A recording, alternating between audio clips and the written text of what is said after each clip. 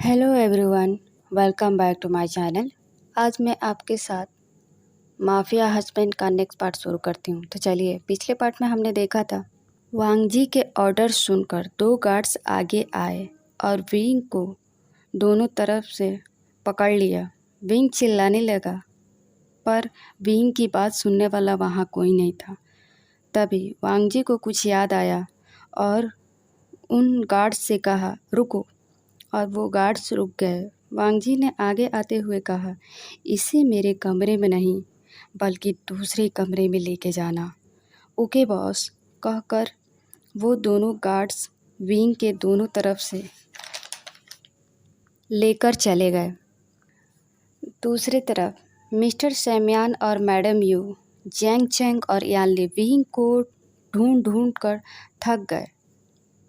आखिरकार विंग कहाँ चला गया। विंग के फैमिली वाले विंग को चारों ओर ढूंढने लगे। पुलिस में भी कंप्लेन किया, लेकिन विंग का कोई पता नहीं चल रहा था। दूसरी तरफ वांग जी अपने काम को ख़त्म करके लौटा था। फ्रेश होने के बाद जब वो डिनर कर रहा था, एक 32 साल का ओल्ड मैन जो बटलर हान थे, वो वांग जी को देखभाल करते थे। उसने कहा, बेटा, उसने अभी तक डिनर नहीं किया है और ना ही उसने कुछ सुबह से खाया है। वांग जी ने जो निवाला खाने के लिए उठाया था, वो हाथ हवा में ही रुक गया। वो गुस्से में उस ओल्ड मैन के तरफ देखने लगा। तभी वो ओल्ड मैन ने कहा, वो लड़का जिसे तुम अपने साथ लेकर आए हो, उसे सब सुबह से कुछ नहीं खाया है, ऐसे तो बीमार हो जाएगा। वांग जी ने कुछ नहीं कहा और वो उठकर उस रूम के तरफ जाने लगा जहाँ पर विंग को रखा गया था। बाहर से दरवाज़ा लॉक था। वांग जी डोर को ओपन करके अंदर की तरफ आया। वांग जी ने देखा कि विंग सिकुड़ कर अपने बेड पर बैठा हुआ था। उसके आंखों में आंसू थे। तुमने खाना क्यों नहीं खाया? वांग जी ने पूछा विंग से। विंग ने अपनी नज़रों को ऊपर उठाकर वांग जी के तरफ देखा तो उसे गुस्सा आ गया। विंग ने गुस्से से कहा, मुझे कुछ नहीं खाना, तुम बस मुझे यहाँ से जाने दो। ये ख्याल तुम अपने दिमाग से निकाल दो। तुम यहाँ से कहीं नहीं जा सकते, इसलिए चुपचाप डिनर कर लो। मैं यहाँ रहने से अच्छा मरना पसंद करूँगा। विंग ने गुस्से से कहा। वांग जी को अब विंग के ऊपर बहुत गुस्सा आ रहा था।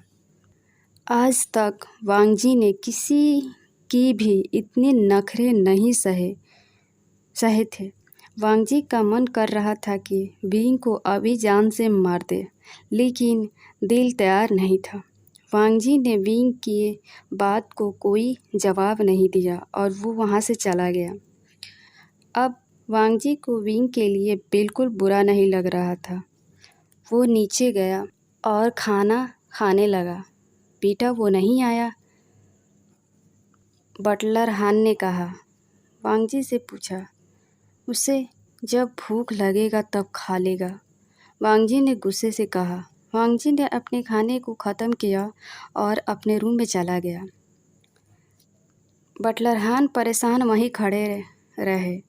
काश ये लड़का मेरे वांग जी को बदल पाता, बटलर हान ने अपने मन में कहा।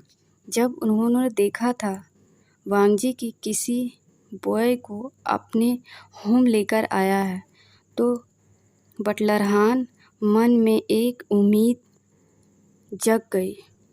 आखिर उसके बाद वांग जी का कोई तो ध्यान रखेगा, लेकिन वो गलत थे। वांग जी के दिल में जगह बनाना सच में बहुत मुश्किल है। ऐसा नहीं था कि वांग जी का कोई फैमिली नहीं था। वांग जी के मदर और फादर डेथ हो चुका था। बचपन में ही क्योंकि वांगजी के माता पिता एक कार एक्सीडेंट में डेथ हो गई। तब वांगजी 7 साल का था। वांगजी के एक बड़े भाई भी थे जो 15 साल के थे। माता पिता के गुजरने के बाद दोनों भाइयों के पालन पोषण लैन कुरैन ने किया था।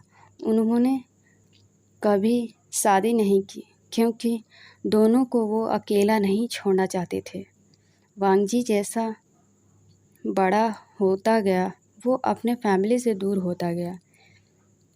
लैन किरैन अपने बिजनेस में ज़्यादा ध्यान देने लगे। वांगजी अकेला पड़ गया। वांगजी अपने फैमिली से हमेशा दूर रहने लगा। वो इसलिए इतना गुस्सैल हो गया। बटलर हान को वांगजी के लिए काफ़ी बुरा लगता था। उधर वांगजी अपने बेड पर सोने की कोशिश कर रहा था, लेकिन पता नहीं उसे क्या चीज़ सोने नहीं दे रही थी। वांगजी को जब रियलाइज़ हुआ कि ये विंग के ओमेगा सेंट थे, जो कि रात विंग के सोने से वांगजी के बेड पर रह गए थे। सुबह वांगजी की नींद जल्दी खुल गई थी क्योंकि वांगजी को रात भर नींद नहीं आई। वो फ्रेश होने के लिए बाथरूम चला गया क्योंकि आज वांगजी की एक इम्पोर्टेंट मीटिंग थी। वांगजी जब शावर लेकर बाहर आया, उसका नज़र अपने बज रही फ़ोन पर गया, जिसे देखकर वांगजी का चेहरा बिल्कुल गुस्से से लाल हो गया। उसके अंकल लैन कुरैन का फ़ोन था। वांगजी ने जैसे ही फ़ोन कान पर लगाया, उसके अंकल ने दूसरे तरफ से कहा, मिस्टर वैन रूहान मर चुके हैं। उनकी लाश जंगल में मिली है। वांगजी, क्या इसमें तुम्हारा हाथ है? वांगजी बोला, अंकल, क्या आपको टाइम मिल गया ये पूछने का? वैसे भी आप लोगों तो मेरा होने या ना होने से कोई फ़र्क नहीं पड़ता। और रही बात मिस्टर वैन रूहान की, तो हाँ, मैंने ही उन्हें मारा है। वो इसी लायक थे। वांगजी ने बिना किसी हिचकिचाहट से कहा, मेरे काम के बीच में जो भी आएगा उसे मौत ही मिलेगा। अंकल, मैं क्या करूँ तुम्हारा? तुम पता है वांगजी, पूरे सिटी के पुलिस तुम्हें ढूंढ रही है। अगर इसमें तुम्हारा नाम आया तो मेरी सालों की मेहनत मिट्टी में मिल जाएगी।